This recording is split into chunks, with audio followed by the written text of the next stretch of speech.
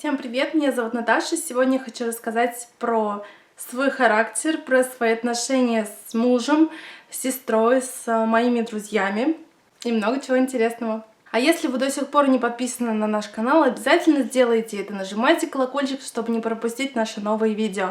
Обязательно поддерживайте нас лайками и комментами. Вы спрашиваете, всегда ли я такая веселая, как на видео, являюсь ли я такой в жизни. На самом деле я очень эмоциональная, и какая я веселая, такая же я иногда бываю и грустная. Я вспыльчивая, я, бывает, обижаюсь, но я очень отходчивая. То есть мы с Артемом в этом очень похожи, мы можем не понять друг друга, у нас может начаться какой-то жаркий спор, но через 5 минут мы уже бежим друг к другу в объятия с обещаниями, что больше никогда не будем ссориться. Такая немножко неадекватность присутствует, но я очень надеюсь, что со временем мы будем взрослеть, мудреть, и это пройдет. Вообще, Артем, конечно, это самый главный человек в моей жизни.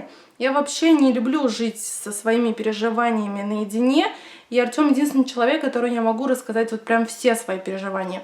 Конечно, нужно выбрать нужный момент, потому что я очень часто звоню Артему на работу, и вот Артем там ты, он мне говорит, мне некогда, некогда, мне не могу сейчас говорить. Я говорю, нет, мне сейчас надо об этом поговорить. Вот, но он прекрасно знает, что все, что я наговорю в этот момент, это все ерунда, потому что я, бывает, ему звоню и говорю, что я решила, что продаем все, покупаем домик в деревне, выращиваем овощи. Еще как-то раз я от впечатления после прочтения книги «15-летний капитан» Жюля Верна, я позвонила и говорю, нам срочно нужна собака для Серафима, вот прям сегодня давай купим. И Артем на самом деле говорит мне всегда, дома поговорим, но когда он приходит домой, я уже не помню об этом, потому что я понимаю, что это ерунда все. Когда у Артема есть на меня время, когда я выбираю подходящий момент, то тогда уже мы на самом деле можем поговорить по душам. Чаще всего я прошу его поговорить о том, какой он видит нашу жизнь, как ты думаешь, что нас ждет. И мы об этом разговариваем, рассматриваем разные варианты относительно развития Серафима, нашей семьи. И когда говоришь об этом, то становится легче. Мне кажется, что это и для отношений полезно, потому что между нами нет никаких стен, мы открыты друг с другом. Я, честно говоря, вот могу назвать Артема второй половиной своей души. Вообще нас поддерживают все родственники. Артемины родители, они живут далеко, они редко видят Серафима, но каждый раз, когда они его видят, они пытаются как-то с ним общаться. Конечно, сложновато, потому что он не держит голову, непривычно, большой ребенок, не держащий голову, что с ним делать. Но через какое-то время они к нему как-то находят свой подход, общаются. Мои родители тоже поддерживают Серафима, общаются с ним, с удовольствием с ним остаются, отпускают нас с Артемом погулять. Единственное, что вот с моими родителями у меня нету как такового вот духовного контакта. И мама, и папа достаточно закрытые люди. С ними невозможно поговорить о переживаниях, о будущем, как вы относитесь к тому, что Серафим особенно. Я никогда в жизни не задам вам таких вопросов. В принципе, у меня для этого есть другие люди, с которыми я об этом поговорю. Например, вы. Кстати, задавали такой вопрос, как мама соглашается оставаться с Серафимом, потому что действительно, я слышала, что некоторые мамы со здоровыми-то детьми не остаются, в смысле бабушки, бабушки не остаются со здоровыми-то детьми. Но у нас бабушка не такая, она у нас очень хорошая, она успевает и работать, и внуков нянчить, и еще и огород ведет. Так что у нас прям супер бабуля. Единственная сложность была в тот момент, когда у Серафима были судороги, было страшновато оставаться.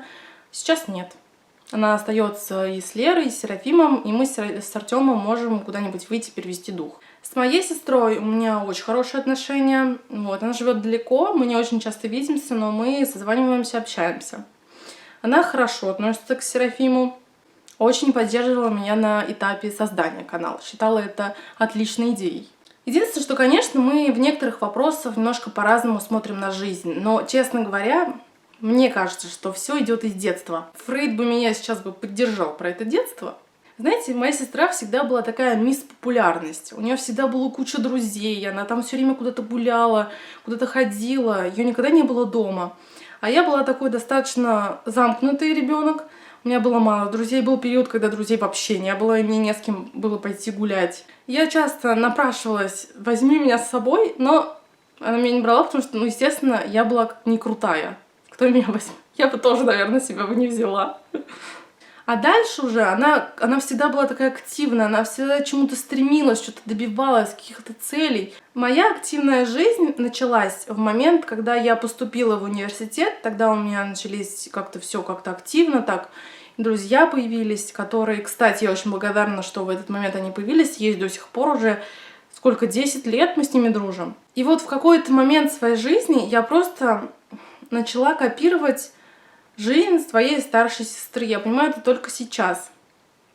Потому что у меня была цель поступить на бесплатный, как моя сестра, в университет. Вот, потому что мне казалось, что если я этого не сделаю, мои родители никогда там не будут относиться ко мне так же, как к ней. Какая-то младшая бракованная дочь. И вот я поступаю на бюджетное место в университет, я начинаю учиться, и одновременно я училась на очке, еще пыталась как-то работать и тусить. И в какой-то вот такой водоворот каких-то нереальных событий, очень быстрых, тусовочных, в моей жизни появляется Артём. Я очень рада, что он появился, потому что он сделал из меня какой-то не меня, а меня. Я как-то начала успокаиваться. Началось замужество, появилась Лера.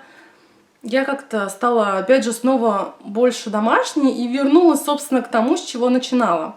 Мне кажется, это был какой-то очень нужный такой период в моей жизни. Действительно понять, что я из себя представляю, не пытаться копировать жизнь тех, у кого получается что-то гораздо лучше, чем у меня, как иногда кажется. На самом деле я люблю свою сестру, я на нее нисколько не обижаюсь, я, наоборот, горжусь ей и радуюсь ее достижениям. Ну, конечно, расстраиваюсь, понимаю, что она никогда не вернется, не будет жить где-то рядом, в наш маленький городок она никогда не вернется. Вот. Но в любом случае, вдруг на старости лет вернется. Про друзей. Общение с людьми — это просто мое вдохновение, это мое все. У нас есть основная компания, такой костяк из нескольких семейных пар. Вы уже видели Марину с Андреем в одном из влогов. Вот. Также, помимо вот этой нашей компании, у меня есть несколько подружек, с которыми я созваниваюсь достаточно часто, мы можем проболтать несколько часов, еще в этот день же еще встретиться, и нам будет о чем поговорить, потому что чем больше общаешься, тем больше общих тем для разговора. Я вообще очень дорожу и ценю своих друзей, потому что это люди, которые не просто поддерживают в любой ситуации, это люди, с которыми у меня общий интерес, взгляды на жизнь, вообще мировоззрение, у меня потрясающие друзья. И именно такая вот поддержка людей и общение с ними в каком-то смысле помогло мне просто встать с колен после рождения Серафима. Не было такого, что кто-то отвернулся, бросил нашу семью и как-то отнесся к Серафиму не так. Мне кажется, что это все нормальные люди должны поддержать.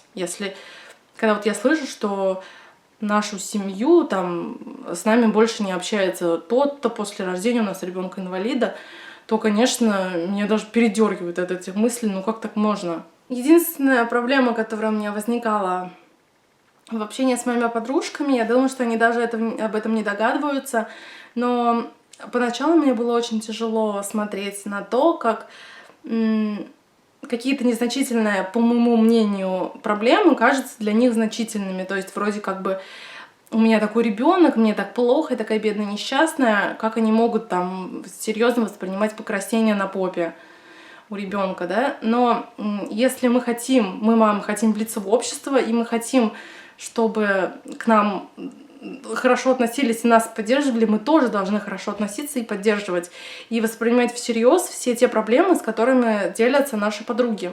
Я понимаю, что это была жалость к себе, эгоизм, и это нужно было обязательно перебарывать. Мне очень помогало то, что я уже была мамой здорового ребенка маленького, и я прекрасно помню, как я говорила, что я устаю, сидя в декрете, с одним здоровым ребенком я реально уставала, потому что с ним надо погулять, покормить, поиграть. Я реально так говорила. И сейчас мои проблемы, они другие, но те проблемы тоже были когда-то мне близки. Общение с людьми и с друзьями я считаю самым важным для мамы, особенно ребенка. Человек не может быть счастлив, чувствуя себя одиноким. Это наша природа. Если у вас есть друзья, обязательно старайтесь как можно больше проводить с ними времени. А если по каким-то причинам от вас отвернулись люди, то это не были друзья, и обязательно найдите новых. Будьте открытыми, добрыми, веселыми. Людей притягивает это. Да, у вас особенный ребенок, но вам не мешает это вести полноценную жизнь. Покажите это и вызывайте восхищение, а не жалость. Поменьше грустных историй, побольше позитива.